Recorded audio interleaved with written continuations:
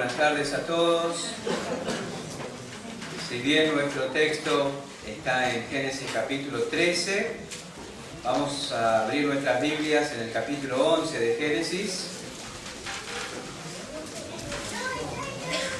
Y vamos a comenzar a leer en el versículo 27 del capítulo 11 del libro de Génesis. Voy a invitarles a ponerse de pie para la lectura.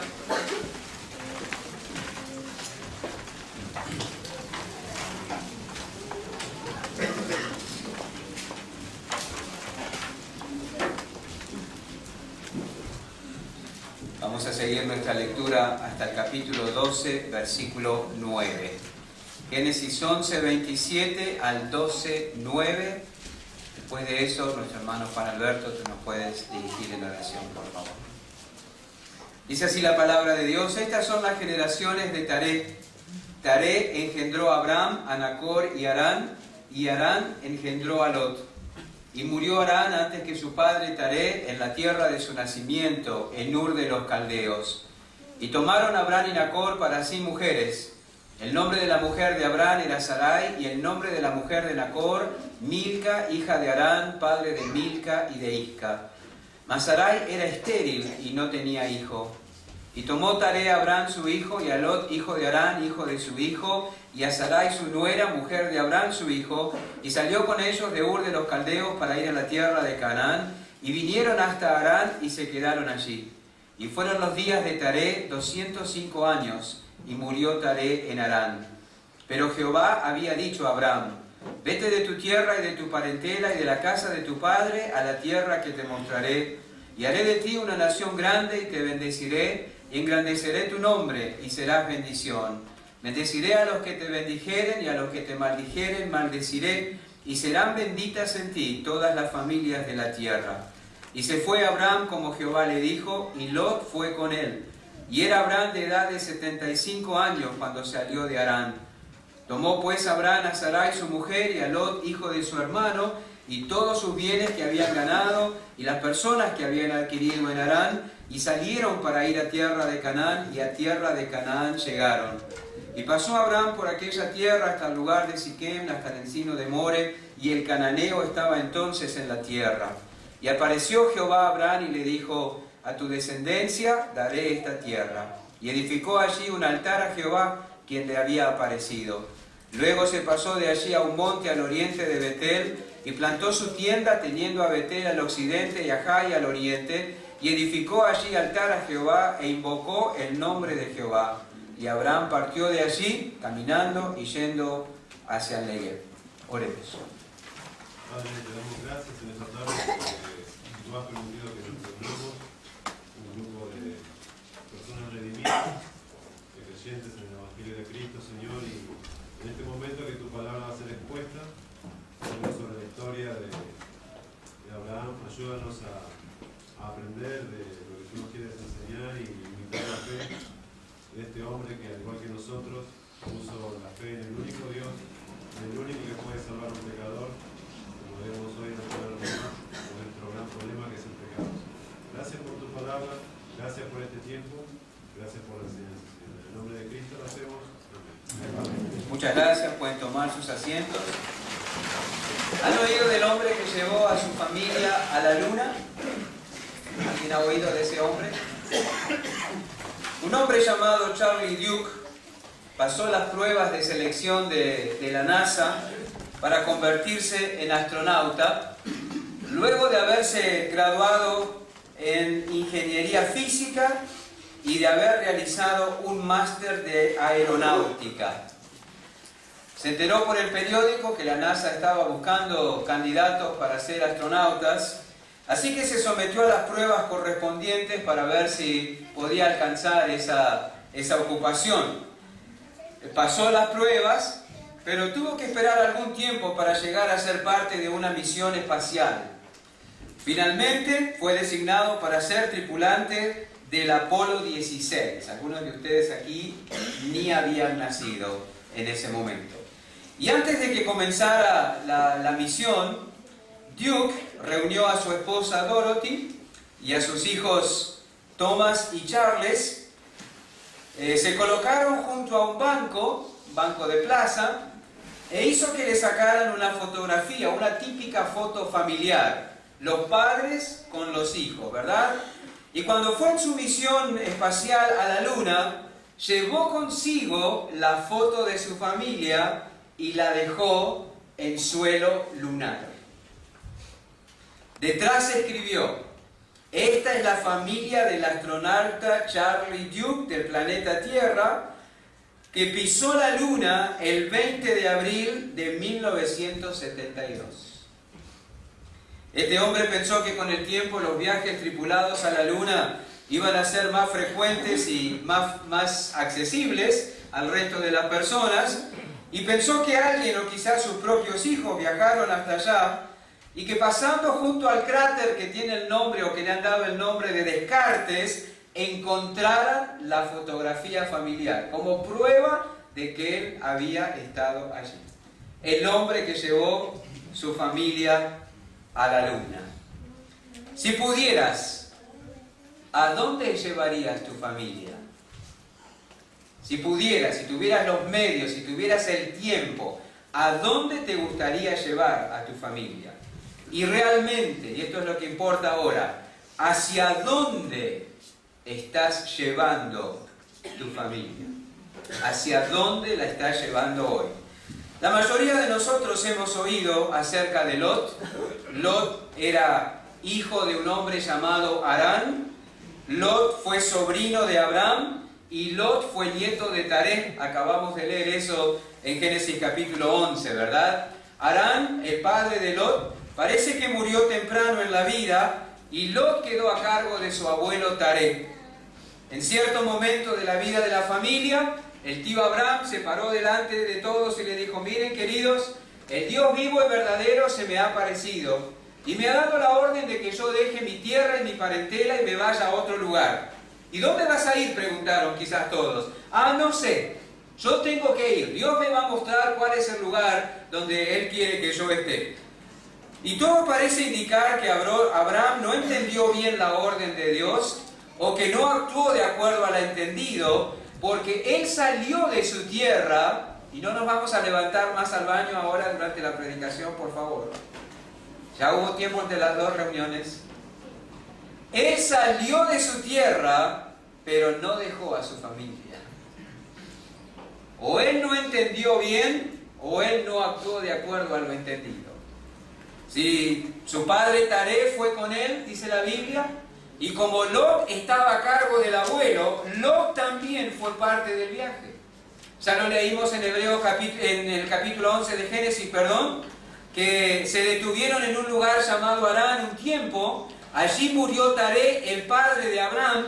Por lo tanto, una vez más Lot quedó sin que respondiera por él.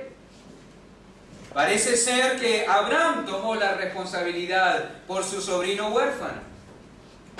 No parece Lot ser una persona que cuenta con muchas ventajas al empezar la vida, ¿verdad? No debe haber sido fácil para él ver cómo una tras otra las personas que lo cuidaban y protegían se iban muriendo. Primero su padre, luego su abuelo, y que otra persona tenía que hacerse cargo de él hasta quedar finalmente a cargo de su tío Abraham. Así Lot aparece, como leemos a partir del capítulo 12, viajando junto a Abraham. La vida de Abraham es fascinante. En algún momento tendremos una serie de mensajes acerca de la vida del padre de la fe. Pero Lot, que acompañaba a Abraham en este tiempo, fue testigo y participante de la llegada de Abraham a Canaán. Fue testigo y participante del descenso de Abraham a Egipto. Fue testigo de la reprimenda y de la vergüenza que en Egipto recibió Abraham por su mentira y por su falta de fe. Y fue testigo también del retorno humillado y arrepentido de Abraham al lugar que nunca debió de abandonar.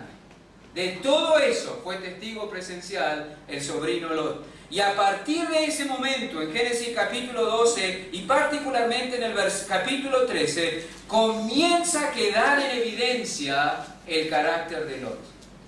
Y a partir del versículo 5 del capítulo 13 leemos así: también Lot, que andaba con Abraham, tenía ovejas, vacas y tiendas, y la tierra no era suficiente para que habitasen juntos, pues sus posesiones eran muchas y no podían morar en un mismo lugar. Y hubo contienda entre los pastores del ganado de Abraham y los pastores del ganado de Lot, y el cananeo y el fereceo habitaban entonces en la tierra. Entonces Abraham dijo a Lot: no haya ahora altercado entre nosotros dos, entre mis pastores y los tuyos, porque somos hermanos. ¿No está toda la tierra delante de ti? Yo te ruego que te apartes de mí. Si fueres a la mano izquierda, yo iré a la derecha, y si tú a la derecha, yo iré a la izquierda. Y alzó Lot sus ojos y vio toda la llanura del Jordán, que toda ella era de riego, como el huerto de Jehová, como la tierra de Egipto en la dirección de Zoar, antes que destruyese Jehová a Sodoma y a Gomorra. Entonces Lot escogió para sí toda la llanura del Jordán, y se fue Lot hacia el oriente, y se apartaron el uno del otro. Abraham acampó en la tierra de Canaán, en tanto que Lot habitó en las ciudades de la llanura, y fue poniendo sus tiendas hasta Sodoma. Mas los hombres de Sodoma eran malos y pecadores contra Jehová en gran manera. Y Jehová dijo a Abraham después que Lot se apartó de él: alza ahora tus ojos y mira desde el lugar donde estás hacia el norte y el sur, y al oriente y al occidente, porque toda la tierra que ves la daré a ti y a tu descendencia para siempre. Y haré tu descendencia como el polvo de la tierra, que si alguno puede contar el polvo de la tierra, también tu descendencia será contada. Levántate, ve por la tierra a lo largo de ella y a su ancho, porque a ti la daré. Abraham pues, removiendo su tienda, vino y moró en el encinar de Manre, que está en Hebrón, y edificó allí altar a Jehová. A partir de aquí, el carácter de Lot queda en evidencia. Aquellas cosas que determinaron el rumbo que le dio a su vida y luego a la de su familia, nos son dadas a conocer. ¿Qué era el móvil del corazón de Lot? Que determinó por dónde iba él y hacia dónde llevó a su familia. Lot fijó el rumbo de la vida respondiendo a lo que era importante en su corazón. Y en la búsqueda de lo que era importante para él en su corazón, determinó el rumbo por el cual llevaría también a su familia. Lot no llevó a su familia por buen camino. Lot no arribó a un buen lugar al final del recorrido, porque él determinó que lo importante para él y por ende para su familia no era lo correcto. Él no entregó su vida lo mismo que la entregó su tío. El contraste entre Abraham y Lot es tremendo. ¿Cuál es la causa? ¿Cuál es la causa de ese contraste, de esa diferencia? Que lo que cada uno prefirió individualmente era totalmente opuesto a lo que prefirió el otro. Y así de opuesto fue el destino de su familia. Suena realmente abrumador. Pero en la gran medida, el destino de una familia lo determina aquello que es importante para el que la guía. El destino de una familia lo determina aquello que es importante para el que la guía. En el capítulo 18, unas páginas a la derecha en su Biblia, Dios da testimonio de lo que era importante para Abraham. Dios da testimonio de por qué camino iría Abraham y por qué camino llevaría a su familia. En Génesis 18:16 dice: los varones se levantaron de allí y miraron hacia Sodoma, y Abraham iba con ellos acompañándolos. Y Jehová dijo: encubriré yo a Abraham lo que voy a hacer, habiendo de ser Abraham una nación grande y fuerte, y habiendo de ser benditas en él a todas las naciones de la tierra, porque yo sé que mandará a sus hijos y a su casa después de sí, que guarden el camino de Jehová, haciendo justicia y juicio, para que haga venir Jehová sobre Abraham lo que ha hablado acerca de él. Yo sé qué es lo importante para Abraham. Yo sé cuál es el rumbo que va a determinar para su familia. Lo importante para Abraham es obedecerme. Lo importante para Abraham es hacer mi voluntad. Lo importante para Abraham es obtener la bendición que le he prometido. Y en esa dirección va a ir él. Y en esa dirección van a ir sus hijos. Y Dios no estaba equivocado. Y eso es verdad. En gran medida el destino de una familia lo determina aquella cosa que es importante para el que la guía. Y el que guía a una familia es el padre. Así debe ser.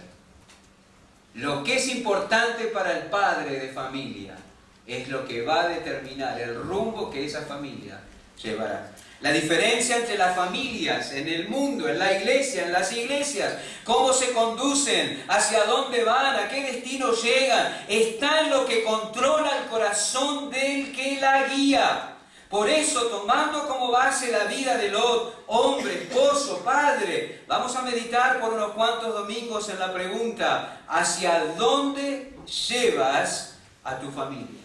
Aunque tú no seas consciente de eso, con las decisiones que tomas a diario, con las cosas que haces, con las cosas que no haces, con las cosas a las que les dedicas tiempo, en las cosas a las que no les das importancia, estás fijando un rumbo para tu familia, como lo hizo Lot.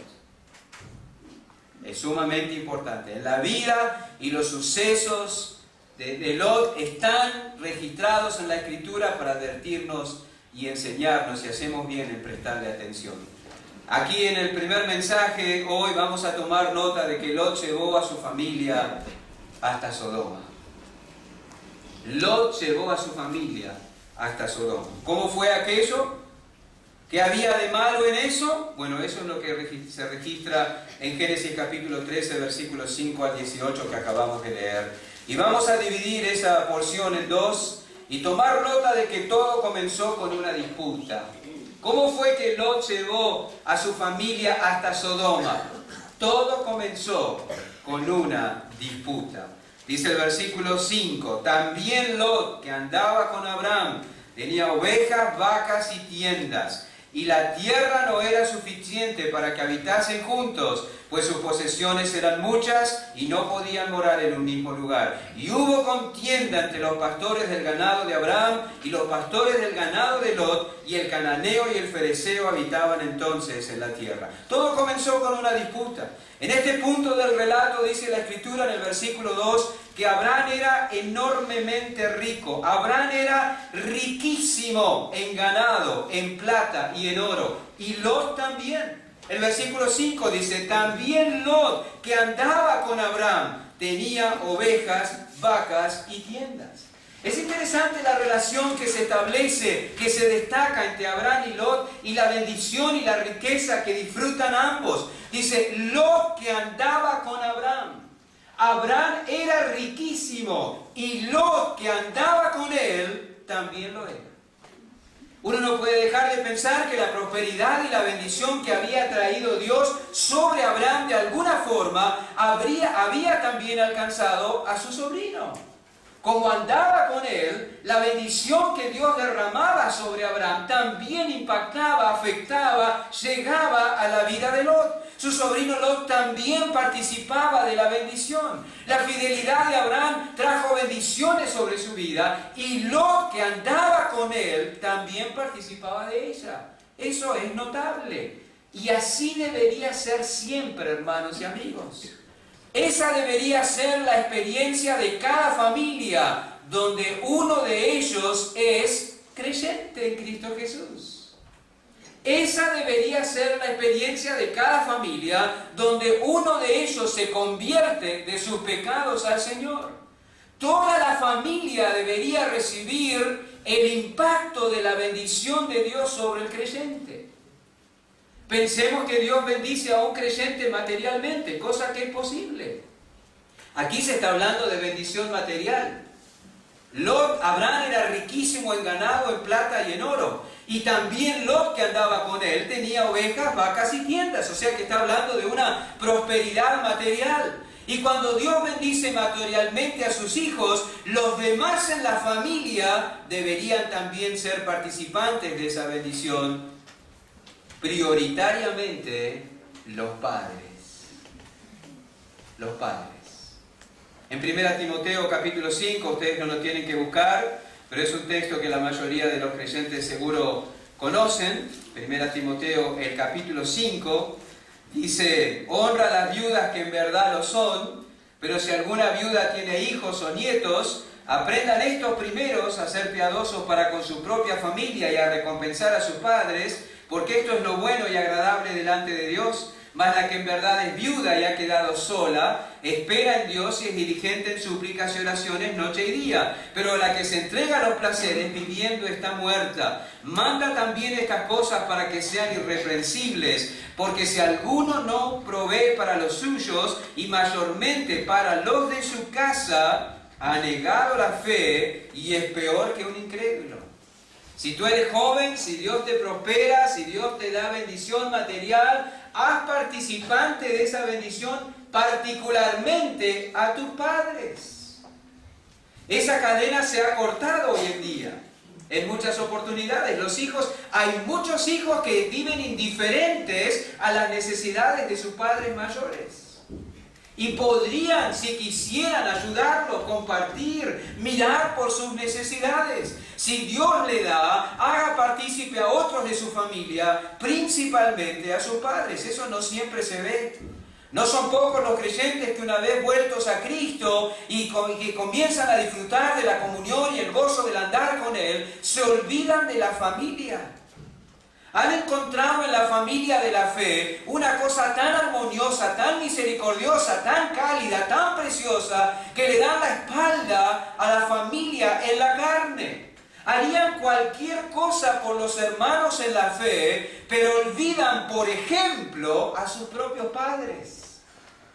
Y eso no debería ser así. ¿Por qué razón? ¿Porque son incrédulos? ¿Por qué razón? Es verdad que quizás no sean creyentes, quizás no respeten tu fe, pero eso no es justificación.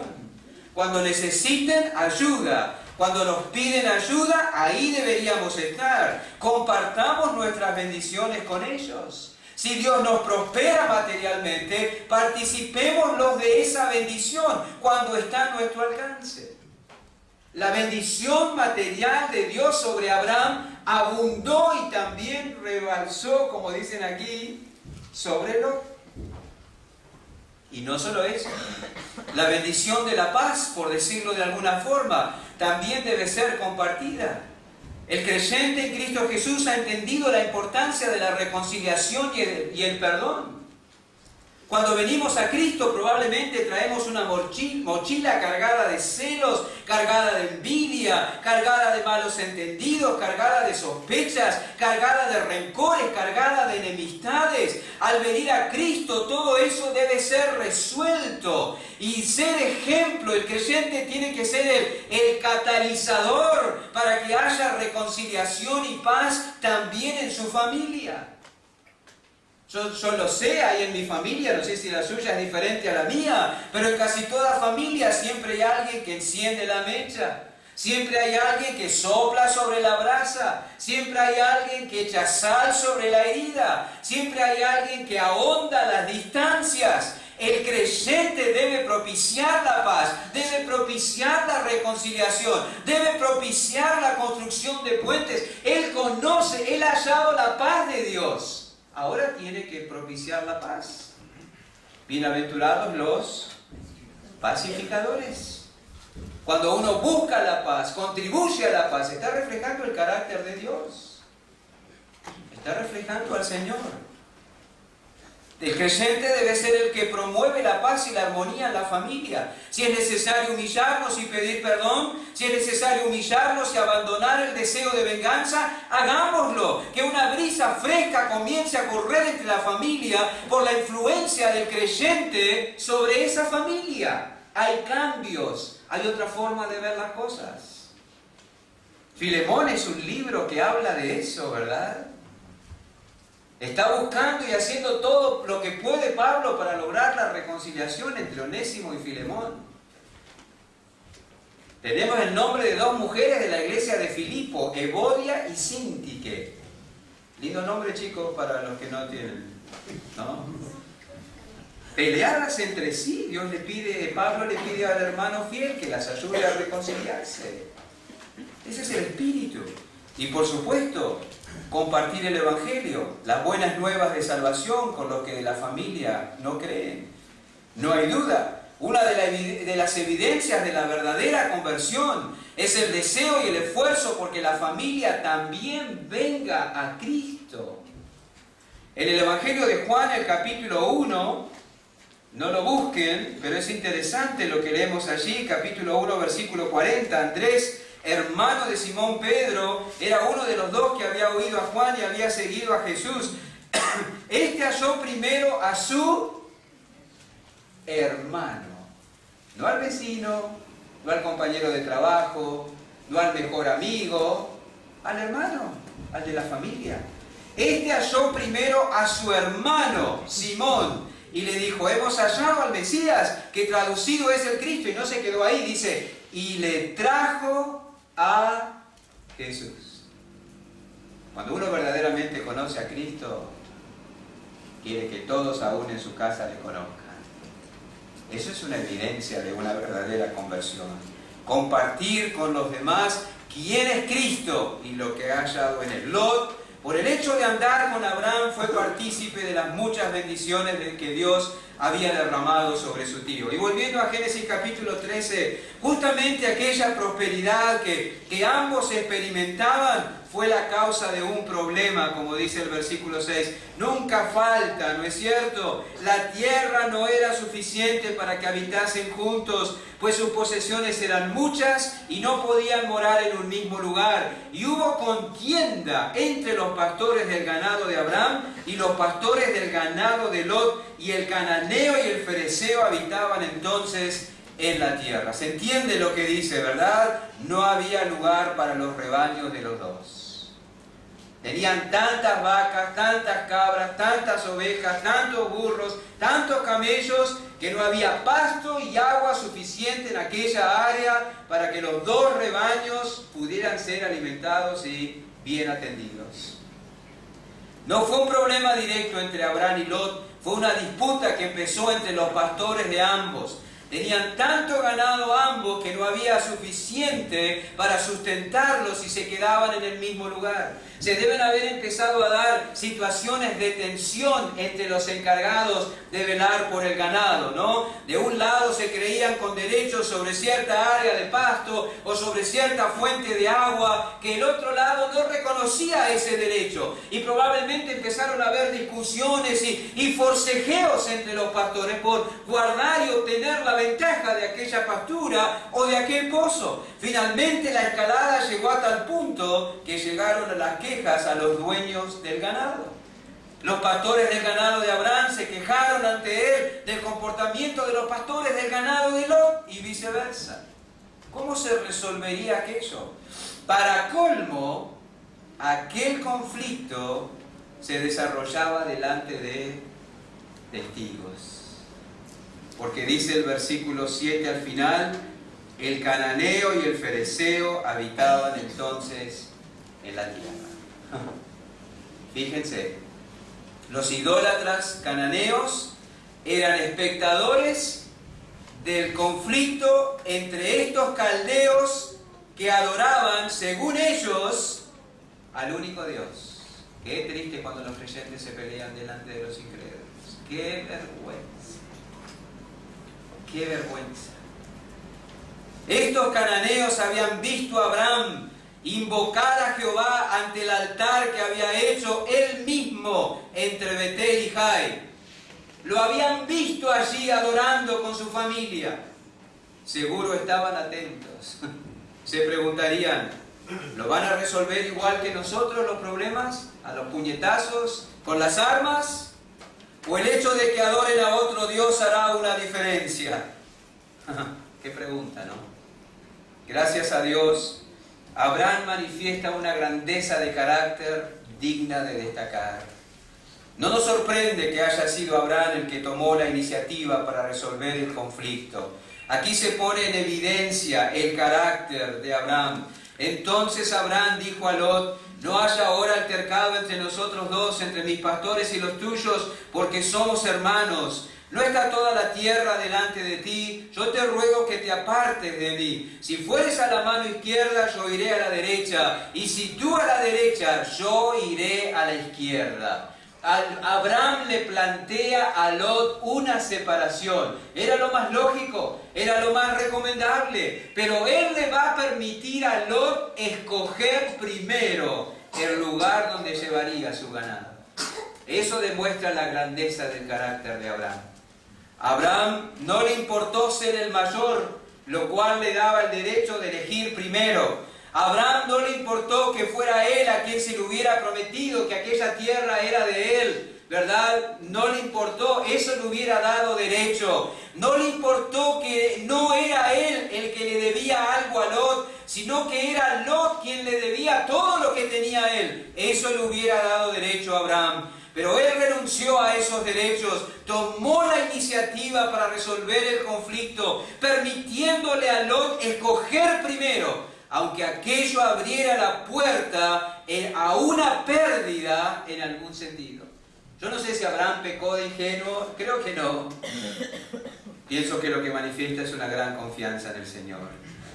Qué grandeza de espíritu manifestó Abraham en esta situación y qué profundidad de su confianza. Él no tenía que pelear por lo que Dios había prometido darle.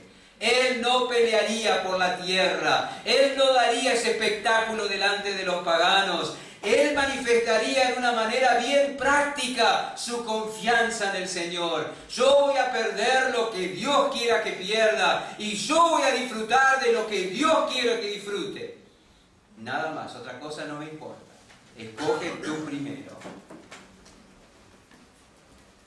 La buena relación con su sobrino, el cuidado de la armonía, el testimonio ante los idólatras, primó sobre la mente y la conciencia de Abraham. Y me atrevo a pensar que el deseo de darle un buen ejemplo a Lot también talló en su acción.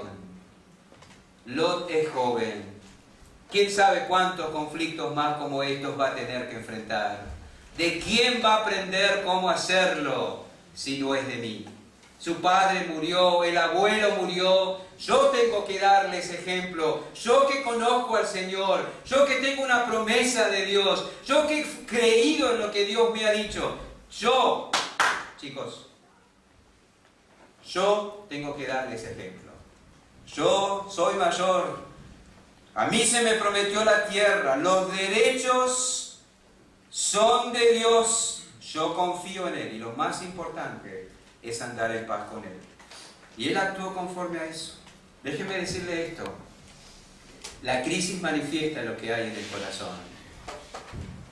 Las crisis no producen nada en el corazón. La crisis saca lo que ya hay en el corazón. Lo que ya hay. Bienvenidas las crisis que nos permiten conocernos a nosotros mismos y juzgar nuestro corazón en la presencia del Señor. ¿Qué sale de nuestro corazón en las crisis? ¿Cuál es nuestra primera respuesta? Algunos protestan, otros se enojan. No son pocos los que agreden, los que escapan, los que se deprimen, los que quieren abandonar, los que maldicen, los que murmuran, los que culpan a otros, los que pretenden vengarse, los que quieren quitarse la vida. Hay muchas razones y muchas formas, de enfrentar la crisis. Y eso está ya en el corazón. Abraham tomó la iniciativa, estuvo dispuesto a sufrir pérdidas, actuar en base a la confianza que tenía en Dios. Buscó una salida pacífica, no se encerró en sí mismo, no agredió a Lot, se comunicó con mansedumbre, planteó una alternativa. Así debe el creyente resolver los conflictos. Así debe. No a los gritos, no a los empujones, no con la maldición, no con los insultos, en esta forma, como Abraham lo hizo. Romanos capítulo 12, versículo 10, no había sido escrito todavía, pero Abraham ilustra perfectamente esa disposición del corazón. Romanos 12, 10, dice así: amaos unos a otros con amor fraternal, en cuanto a honra, prefiriéndoos los unos a los otros. Prefiriéndoos, primero tú, escoge tú, decide tú.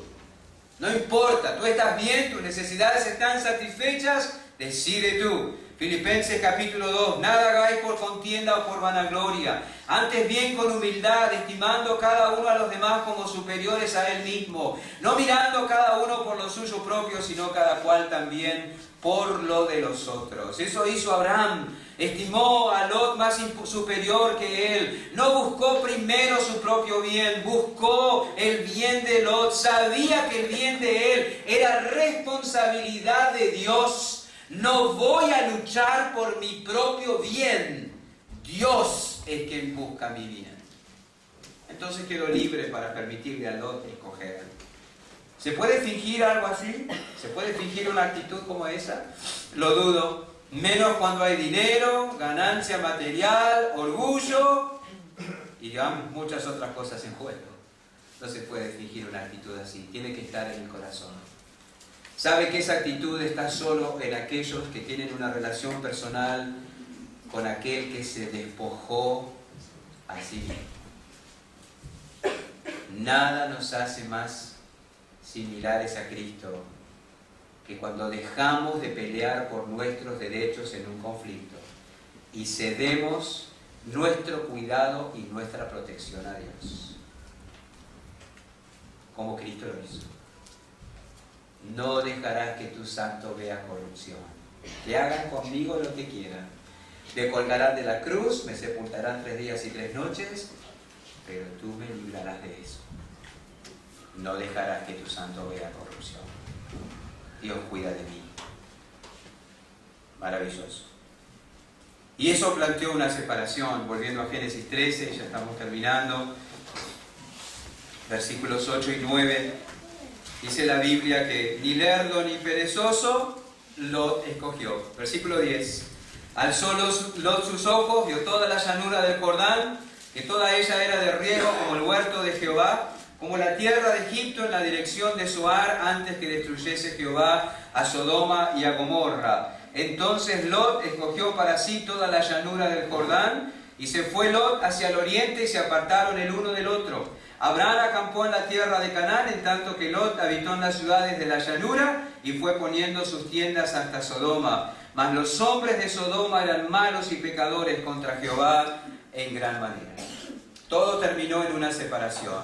Y así como Abraham tomó la iniciativa para alcanzar una solución, Lot tomó la iniciativa para escoger, sin problemas, rapidito, así al toque, como decimos ahora, ¿no? No tuvo consideración para con su tío. No sé si no se dio cuenta o lo hizo sin querer y Abraham lo pasó por alto, o si todo fue calculado. El hecho es que Lot escogió para sí lo mejor.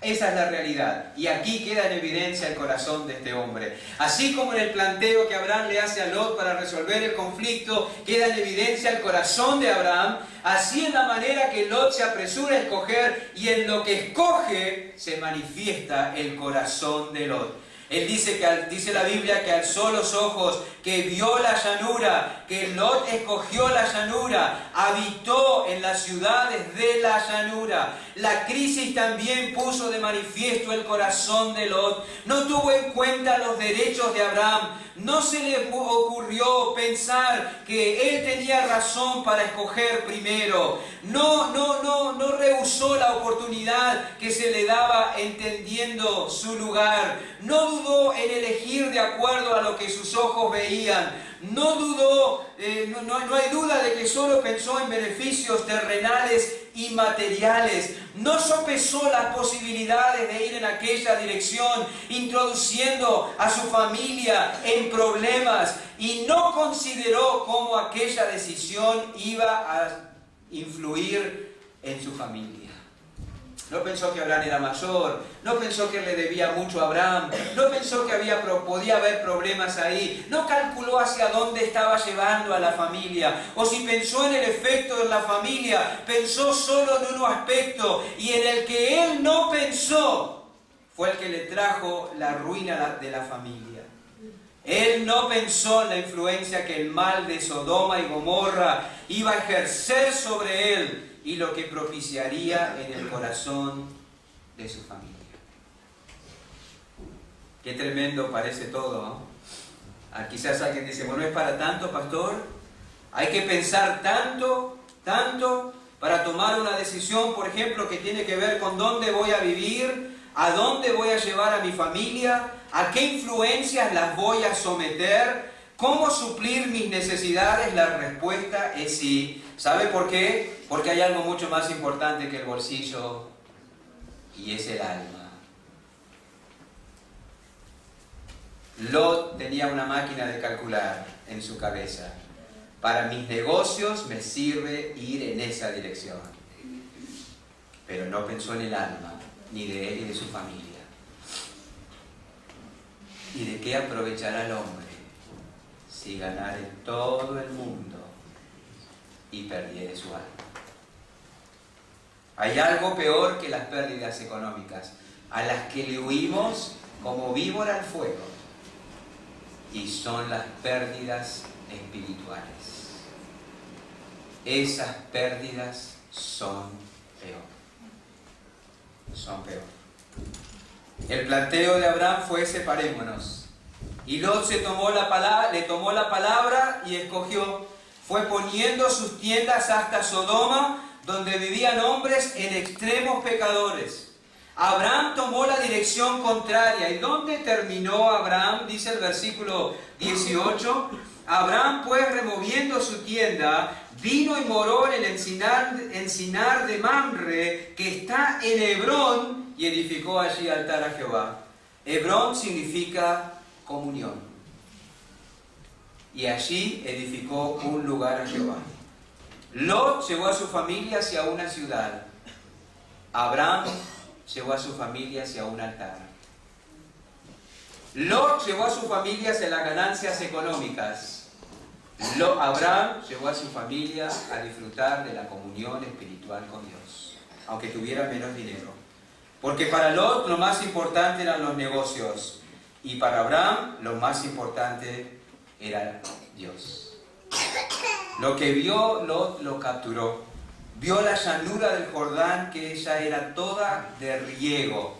Justo lo que necesito. De quedarme junto a Abraham, mi ganado no tiene pastos. De quedarme junto a Abraham, nos vamos a quedar sin agua. De quedarme junto a Abraham, me voy a quedar sin nada. Pero ahí había agua y ahí había pastos en abundancia. Era tan hermoso lo que veía que solo admitía comparación con dos cosas: con el huerto de Jehová, con el huerto del Edén, antes que el pecado entrara, y con la tierra de Egipto regada por el Nilo, aquella Mesopotamia entre las arenas calientes del desierto, el granero del mundo de la antigüedad. ¡Wow! Hermosísimo, adecuado, suficiente, justo lo que yo quiero. El ganado ahí va a fructificar abundantemente, se va a transformar en lana, en carne, en leche, en riquezas. Y hacia ahí fue. Y había ciudades cercanas. Y eso significó comercio, vida social, tiendas, shopping, futuro, diversión, progreso. Todo relucía. Realmente todo calculado. ¿Realmente todo calculado? No. Porque lo más importante ni siquiera pensó. ¿Habrá una iglesia allí? Él se expuso y expuso a su familia a peligros que no supo manejar, porque escondidos por debajo de los beneficios había peligros mortales. Y hay que ejercitar discernimiento para captar y tomar nota de esos peligros. Por eso hay que tener cuidado y pensar bien. El versículo 13 es terrible. Mas los hombres de Sodoma eran malos y pecadores contra Jehová en gran manera. ¿No lo sabía Lot? ¿Lo podía averiguar? ¿No le dio temor? ¿No le preguntó a otro? Parece que no. Qué contraste con Abraham. Lot alzó sus ojos y vio lo que quiso. Después pueden leer ustedes en versículos 14, 15 y 16 que Dios vino a Abraham y le ordenó alzar los ojos para ver lo que Dios tenía para mostrarle. El corazón de Lot no tenía el más mínimo interés de ver lo que Dios le pudiera mostrar. Pero el corazón de Abraham se deleitaba en lo que Dios quería mostrar. Y por eso fueron en direcciones opuestas y llevaron a sus familias en direcciones opuestas. En términos de Mateo 13, el corazón de Lot era un terreno lleno de espinas, donde el aprecio por lo eterno no tenía lugar. Él solo quería enriquecerse. Y el corazón de Abraham era un buen terreno, donde la verdad de Dios encontraba lugar y propiciaba carácter e inclinación a la piedad. Lot y su familia terminaron junto a Sodoma. Abraham y los suyos terminaron frente a un altar delante de Dios. Lot puso lo personal ante todo. Abraham puso a Dios ante todo. ¿Cuál es la lección del pasaje?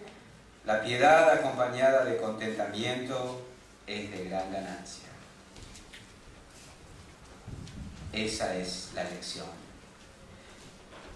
Dios nos tiene donde nos tiene, porque es ahí donde nos conviene estar. Quizá tiene algo más amplio para nosotros más adelante, pero primero debe preparar o quiere preparar antes nuestros corazones. Quizá el alma no está preparada para el salto y en la porfía te vas a dañar a ti y a tu familia. Conténtate en Dios y en lo que Él ha dispuesto para ti. Y lleva a tu familia a ese terreno y ahí estarás a salvo. Qué diferentes ambas familias, ¿no? Lot llegó a la suya a vivir junto a Sodoma y Gomorra. Abraham llegó a la suya a vivir en Hebrón, donde el mueble más importante era un altar. ¿Cuál es el mueble más importante de tu casa? En la tienda de Abraham, el mueble más importante era el altar. Dos lecciones prácticas y terminamos. No olvidemos que puede resultar muy peligroso dejarnos llevar por nuestros ojos. Lot vio la llanura del Jordán. Vio la llanura del Jordán. Eva vio que el árbol era agradable a los ojos y a Cristo le fueron mostrados todos los reinos del mundo. Quiero decirte esto, el diablo sabe qué mostrarte a ti para seducirte. Él sabe. Conoce muy bien bajo qué carnada tú caes. Muy bien. El corazón de Lot respondió a lo que vio. ¿Abraham no lo había visto? ¿Abraham no había visto el valle? Seguro que sí. Pero su corazón no estaba en eso. Por eso no fue seducido a ir en esa dirección. Las luchas de Abraham pasaban por otro lado, pero las de Lot pasaban por allí. Y el diablo lo sabía. Y puso delante de sus ojos exactamente aquello que lo seduciría, lo llevaría a la destrucción a él y a su familia. Procura tener un corazón que vea lo que es importante para Dios y deja que Él te diga cómo moverte, hacia dónde ir y dónde pisar. Esto es cierto, nunca vas a perder si te dejas guiar por el Señor. Jamás. Y segundo y último, no olvidemos que Cristo vino a rescatarnos de nuestra vana manera de vivir.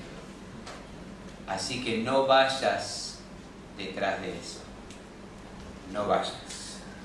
Es de dudar del efecto del Evangelio en alguien que continúa viviendo para lo vano.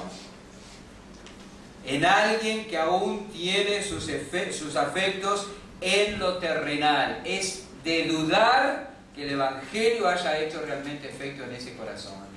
Porque Cristo vino para salvarnos de nuestra vana manera de vivir.